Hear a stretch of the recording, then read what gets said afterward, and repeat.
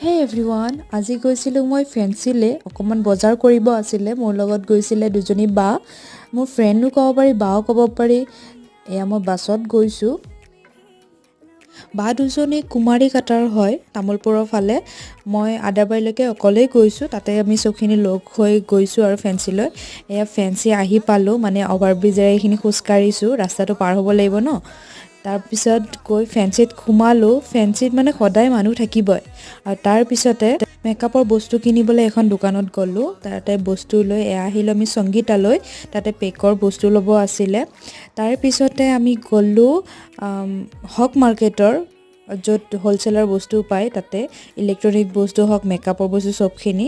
তাৰপিছতে আহি আমি ভোকো লাগিছিলে, দুপৰীয়া হৈছিলে। এয়া চলে ভাটোৰে খাই লৈ প্ৰায় তেতিয়া গধূলি হ'ল, বস্তু আমি কিবা কিবি বিচাৰিলোঁ।